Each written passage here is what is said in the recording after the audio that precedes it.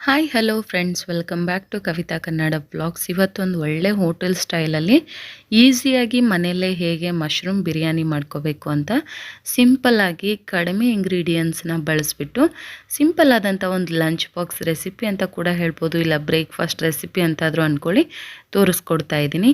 ಏನೆಲ್ಲ ಪದಾರ್ಥಗಳು ಬೇಕು, ಹೇಗೆ ಮಾಡೋದು ಅಂತ ಹೇಳಿ ಇವಾಗ ನೋಡ್ಕೊಂಡು ಬರೋಣ. ಸೊ ತುಂಬಾ ಚೆನ್ನಾಗಿರುತ್ತೆ, ಟ್ರೈ ಮಾಡಿ. ಮೊದಲಿಗೆ ನಾನು 1 ಟೇಬಲ್ ಸ್ಪೂನಷ್ಟು ತುಪ್ಪ ಹಾಕ್ಕೊಳ್ತಾ ಇದ್ದೀನಿ.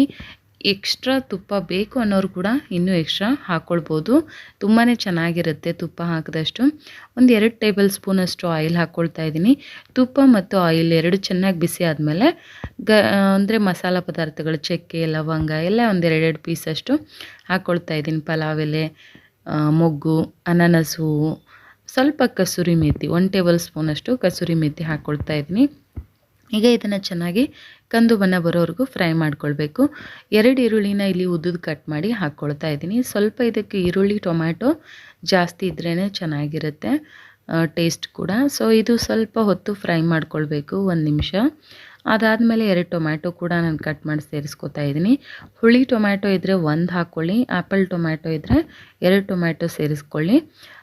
ಮತ್ತು ಮಶ್ರೂಮ್ ಫುಲ್ 1 ಪ್ಯಾಕೆಟ್ ಮಶ್ರೂಮ್ನ ಚೆನ್ನಾಗಿ ನೀಟಾಗಿ ಮೇಲ್ಗಡೆ ಎಲ್ಲ ಕ್ಲೀನ್ ಮಾಡಿ ಸಣ್ಣ ಸಣ್ಣಗೆ ನಿಮ್ಗೆ ಯಾವ ಶೇಪಲ್ಲಿ ಬೇಕೋ ಆ ಶೇಪಲ್ಲಿ ನೀವು ಕಟ್ ಮಾಡ್ಕೊಳ್ಬೋದು. ಆ್ಯಂಡ್ ಸ್ವಲ್ಪ ಸ್ವೀಟ್ ಕಾರ್ನ್ ಕೂಡ ನಾನು ಸೇರಿಸ್ತಾ ಇದ್ದೀನಿ, 1 ಬೌಲಷ್ಟು. ಈಗ ಚೆನ್ನಾಗಿ ಒಂದು ಸಲ ಎಲ್ಲನೂ ಮಿಕ್ಸ್ ಮಾಡ್ಕೋಬೇಕು. ಈರುಳ್ಳಿ, ಟೊಮ್ಯಾಟೊ ಆ್ಯಂಡ್ ಮಶ್ರೂಮಲ್ಲಿ ಕೂಡ ನೀರಿನ ಅಂಶ ಇರುತ್ತೆ, ಮಶ್ರೂಮ್ ಕೂಡ ನೀರು ಬಿಟ್ಕೊಳ್ತಾ ಹೋಗುತ್ತೆ. ಈ ಪೇಸ್ಟ್ ಏನೆಲ್ಲ ಹಾಕಿದ್ದೀನಿ ಅಂದರೆ 1 ಹಿಡಿ ಕೊತ್ತಂಬರಿ ಸೊಪ್ಪು, 1 ಹಿಡಿ ಪುದೀನ ಸೊಪ್ಪು, ಆ್ಯಂಡ್ ಖಾರಕ್ಕೆ ತಕ್ಕ ಹಾಗೆ ನಾನು ಒಂದು 5ರಿಂದ 6 ಹಸಿಮೆಣ್ಸಿನ್ಕಾಯಿ, 1 ಗೆಡ್ಡೆ ಬೆಳ್ಳುಳ್ಳಿ, 1 ಇಂಚಷ್ಟು ಶುಂಠಿ ಹಾಕ್ಕೊಂಡು ನಾನು ಅದನ್ನು ಚೆನ್ನಾಗಿ ನೀರು ಹಾಕಿ ಪೇಸ್ಟ್ ಮಾಡ್ಕೊಂಡಿದ್ದೆ. ಈಗ ಅದನ್ನು ಕೂಡ ಸೇರಿಸ್ಕೊಳ್ತಾ ಇದ್ದೀನಿ, ನೀವು ಹಾಗೆ ಮಾಡ್ಕೊಳ್ಬೇಕು. ನಾನಿಲ್ಲಿ ಒಂದು ಅರ್ಧ ಕೆಜಿಯಷ್ಟು ರೈಸ್ಗೆ ಮಾಡ್ತಾ ಇರೋದು ಬಿರಿಯಾನಿನ. ಒಂದು 2-3 ಟೇಬಲ್ ಸ್ಪೂನಷ್ಟು ಮೊಸರು ಹಾಕ್ಕೊಳ್ತಾ ಇದ್ದೀನಿ. ಆಬ್ವಿಯಸ್ಲಿ ಬಿರಿಯಾನಿ ಅಂದರೆ ಮೊಸರು ಇರಲೇಬೇಕು, ಮೊಸರು ಇಲ್ಲ ಅಂದರೆ ಅದು ಬಿರಿಯಾನಿ ಥರ ಫ್ಲೇವರೇ ಬರೋದಿಲ್ಲ. ಮೊಸರು ಹಾಕ್ಕೊಂಡಾದ್ಮೇಲೆ ಚೆನ್ನಾಗಿ ಒಂದು ಸಲ ಎಲ್ಲನೂ ನೀಟಾಗಿ ಮಿಕ್ಸ್ ಮಾಡ್ಕೋಬೇಕು. ನಾನಿಲ್ಲಿ ಕಲ್ಲುಪ್ಪು, ರುಚಿಗೆ ತಕ್ಕಷ್ಟು ಉಪ್ಪನ್ನು ಸೇರಿಸ್ಕೊಳ್ತಾ ಇದ್ದೀನಿ. ನಿಮ್ಮ ರುಚಿಗೆ ಅನುಸಾರವಾಗಿ ನೀವು ಸೇರಿಸ್ಕೊಳ್ಳಿ. 1 ಟೇಬಲ್ ಸ್ಪೂನಷ್ಟು ಜೀರಾ ಪೌಡ್ರ್ ಹಾಕ್ಕೊಳ್ತಾ ಇದ್ದೀನಿ. 1 ಟೇಬಲ್ ಸ್ಪೂನಷ್ಟು ನಾನು ಗರಂ ಮಸಾಲ ಕೂಡ ಹಾಕ್ಕೋತಾ ಇದ್ದೀನಿ.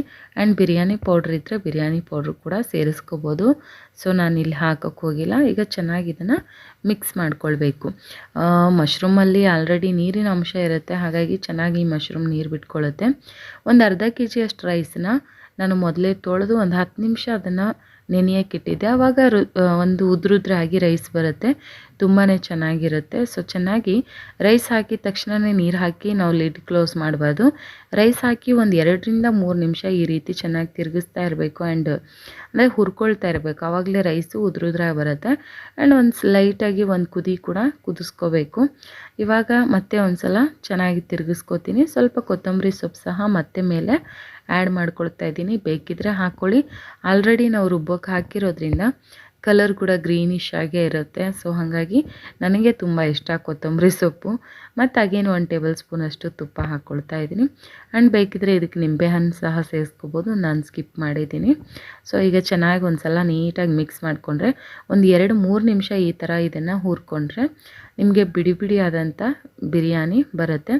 ಈ ಲೋಟ ಅಲ್ಲಿ ನಾನು 2 ಲೋಟ ಅಕ್ಕಿ ತೊಗೊಂಡಿದ್ದೆ. ಆಲ್ರೆಡಿ ಮಶ್ರೂಮ್ ನೀರು ಬಿಟ್ಕೊಂಡು ಆ್ಯಂಡ್ ರುಬ್ಬಿರೋಂಥ ಮಸಾಲೆ ಅದೆಲ್ಲ ಸೇರಿ 1 ಲೋಟ ಆಗಿತ್ತು, ಹಾಗಾಗಿ ಇನ್ನು 3 ಲೋಟ ನೀರನ್ನು ಎಕ್ಸ್ಟ್ರಾ ಹಾಕ್ಕೊಳ್ತಾ ಇದ್ದೀನಿ. ಅಂದರೆ 2 ಲೋಟಗೆ 1 ಪಟ್ಟಷ್ಟು ಜಾಸ್ತಿಯ ನೀರು, ಅಂದರೆ 4 ಲೋಟ ನೀರು ಹಾಕ್ಕೋಬೇಕು.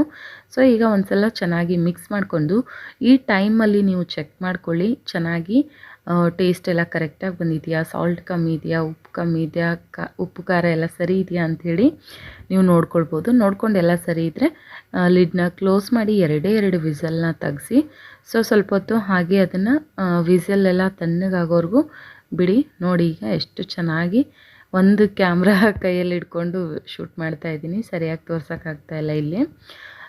ಬಟ್ ಉದ್ರುದ್ರಾಗಿ ತುಂಬಾ ಚೆನ್ನಾಗಿ ಬಂದಿತ್ತು, ಟೇಸ್ಟಿಯಾಗಿ ಬಂದಿತ್ತು. ಖಂಡಿತ ಟ್ರೈ ಮಾಡಿ. ಇಷ್ಟ ಆದರೆ ಲೈಕ್ ಮಾಡಿ, ಶೇರ್ ಮಾಡಿ, ಸಬ್ಸ್ಕ್ರೈಬ್ ಆಗಿಲ್ಲ ಅಂದರೆ ಸಬ್ಸ್ಕ್ರೈಬ್ ಮಾಡಿ. Thank you for watching. ಮತ್ತೆ ಸಿಗ್ತೀನಿ.